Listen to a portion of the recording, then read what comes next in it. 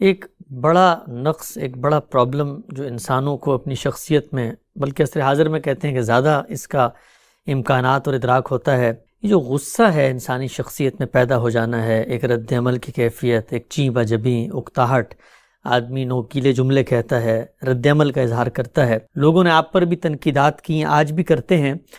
ذاتی تجربہ مجھے بتائیے گا، اپنا شخصی تجربہ، کہ جو غصے کی کیفیت ہے انسان کے اندر رد عمل پیدا ہوتا ہے، اس کو تہذیب کے دائرے میں لانا، اس کو کنٹرول کرنا، اس کے لیے آپ کے اپنے شخصی تجربات کیا ہیں؟ پہلی بنیادی چیز تو یہ سمجھ لیجئے کہ غصہ یا رد عمل یا جذبات کی حدت یہ کوئی بری چیز نہیں ہے۔ اپنی ذات میں یہ بڑی نعمت ہے جو انسان کو عطا ہوئی ہے۔ انسان اس کے ذریعے سے اپنی سیرت، اپنے کردار، اپنے ماحول، اور میں تو یہ کہوں گا کہ اپنی حرمتوں کی بھی حفاظت کرتا ہے۔ یہی چیز انسان کو انا جیسی قوت دیتی ہے جو خودداری کا ماخذ ہے، یعنی خودداری اور عزت نفس کا احساس اسی سے پیدا ہوتا ہے۔ حق کے ساتھ بھی انسان کی عصبیت کا اظہار اسی سے ہوتا ہے، یعنی میں ایک بات کو صحیح سمجھتا ہوں، وہ اخلاقی چیز بھی ہو سکتی ہے، وہ کوئی عقیدے کی چیز بھی ہو سکتی ہے، تو میری اس کے ساتھ ایک عصبیت وابستہ ہوتی ہے۔ وہ اپنی ذات میں کوئی بری چیز نہیں ہے، لیکن جب اس کا اظہار ہوتا ہے، اور اظہار ظاہر ہے دوسروں کے لیے ہوگا، اس وقت یہ خرابی کا باعث بنتا ہے۔ یعنی اپنے پوٹینشل میں، یا بالقوہ کہیے، یہ ایک محمود چیز ہے، اس کو آپ کی اپنی ہی ذات کے اندر پیدا ہو کر وہیں رہ جانا چاہیے۔ واہ، بہت اچھی بات کی۔ یعنی جو چیز آپ کے اندر پیدا ہوتی ہے وہ خود آپ کی شخصیت کا باطنی اظہار ہے۔ وہ علامہ اقبال نے کہا ہے نا کہ ہے شباب اپنے لہو کی آگ میں جلنے کا نام، سخت کوشی سے ہے تلخ زندگانی انگبیں۔ تو اپنے لہو کی آگ میں جلنا سیکھنا چاہیے۔ یہ چیزیں آپ کے اندر خود آپ کی تعمیر کرتی ہیں، آپ کی شخصیت کو بڑھاتی ہیں، آپ میں خودداری کا احساس پیدا کرتی ہیں۔ یعنی انسان کو دنیا میں جو مراحل پیش آتے ہیں، ترغیبات سامنے آتی ہیں، شہوات اپنی طرف کھینچتی ہیں، تو عزت نفس کا یہ احساس اور شعور ہے کہ جو باطن میں اٹھتا ہے اور ایک خاص طرح کا غصہ یا حدت پیدا کرتا ہے۔ اگر آپ غور کر کے دیکھیں اور اس کا تجزیہ کریں تو یہ آپ کی حفاظت کر رہا ہوتا ہے ان سب موقعوں کے اوپر۔ یہ اخلاقی مسئلہ اس وقت بنتا ہے کہ ہم اس کو اپنے باطن میں جذب کرنے کی بجائے، یہ الاؤ اپنے اندر رکھنے کی بجائے، ہم اس کو دوسروں سے متعلق کر دیتے ہیں۔ تو مجھے خود جوانی میں اس کا تجربہ ہوا اپنے بارے میں کہ میں حدت اور شدت محسوس کرتا تھا دوسروں کے لیے بھی۔ تو یہ چیز ہر انسان میں ہوتی ہے، یعنی خاص طور پر جوانی میں کہتے ہیں نا وہ آتش جوان تھا۔ آپ پھر محسوس کرتے ہیں کہ نہیں، اس کا دائرہ آپ کے باطن ہے، اس کا دائرہ خارج نہیں ہے۔ اس کا ظہور بیوی کے لیے، بچوں کے لیے، رفقا کے لیے، ملنے والوں کے لیے، مخالفین کے لیے، ناقدین کے لیے نہیں ہونا چاہیے۔ یہ وہ چیز ہے کہ جو جس طرح لکڑی سلگتی ہے، یہ وہ ہے، یہ الاؤ نہیں بننا چاہیے۔ چیز حیات دوام سوختن ناتمام، تو سوختن ناتمام ہے اصل میں، یعنی جس طرح کے سلگ کر جلنے کا نام ہے۔ تو اسی طرح سے اس کو اپنے اندر لے لینا چاہیے، ضبط کرنا، پی لینا۔ یہ جسے قرآن مجید نے دیکھیے کیا خوبصورت تعبیر اختیار کی ہے، کاظمین الغیظ۔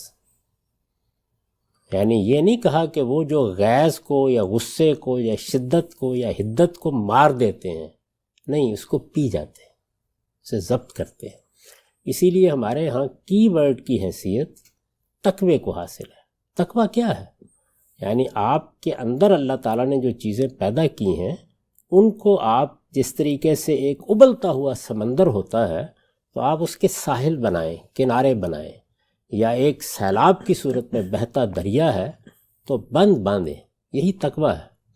تو یہ چیز جس وقت آپ پیدا کرتے ہیں اپنے اندر، تو آہستہ آہستہ آپ کو ایسی گرفت حاصل ہو جاتی ہے کہ پھر اس کا اظہار باہر نہیں ہوتا۔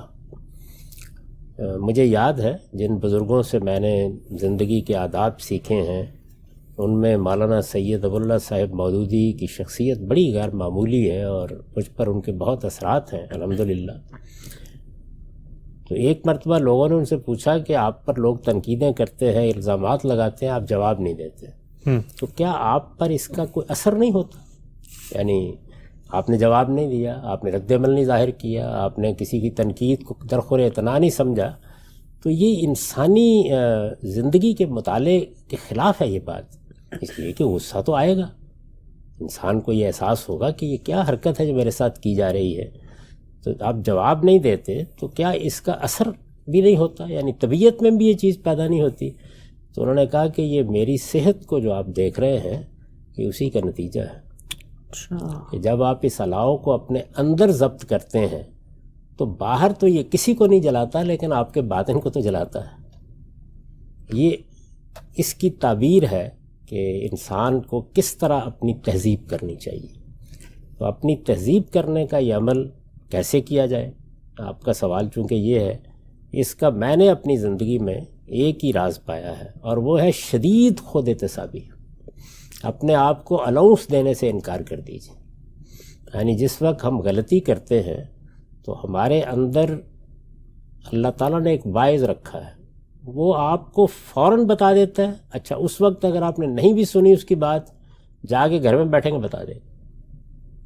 یعنی مجھے بہت اچھی طرح یاد ہے کہ جب جوانی میں کسی ملنے والے کے ساتھ غصے کا اظہار کیا، کسی ناقد کے ساتھ غصے کا اظہار کیا، کسی احمقانہ بات پر اصرار کرنے والے کے ساتھ غصے کا اظہار کیا، دوست کے ساتھ کیا، گھر میں کسی کے ساتھ کیا، ماں کے ساتھ کیا، باپ کے ساتھ کیا، اس کے بعد ایک پچھتاوے کی لہر آتی ہے انسان کے اوپر، لازماً آتی ہے، یہ واعظ ہے انسان کے اندر۔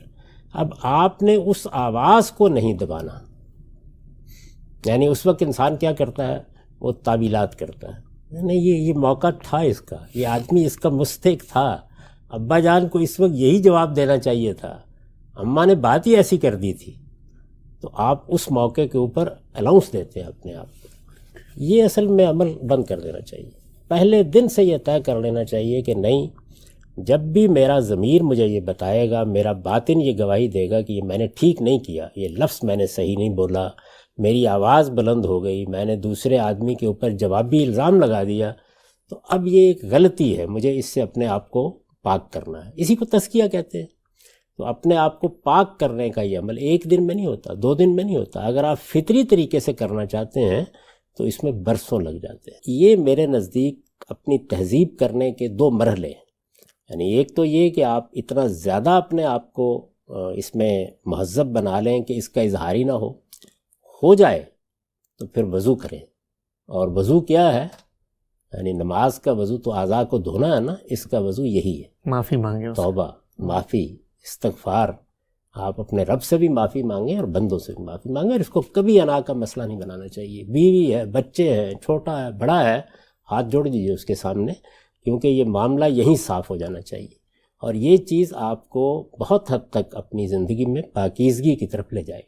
اور جب آپ یہ مسلسل کرتے رہیں، ہر روز کرتے رہیں، تو ایک وقت آ جاتا ہے کہ جب پھر لوگوں کو حیرت ہوتی ہے کہ یہ آدمی ایسا کیسے بن گیا، کیسا بن گیا یہ آدمی ایسے۔ تو اللہ سے دعا بھی کرنی چاہیے۔ سب سے بڑی چیز تو اللہ تعالیٰ کی عنایت، اس کا کرم ہے، لیکن اللہ تعالیٰ کی عنایت اور کرم، اس کا ضابطہ یہی ہے کہ آپ جدوجہد کریں گے تو وہ آپ کو اس کا صلہ دے گا۔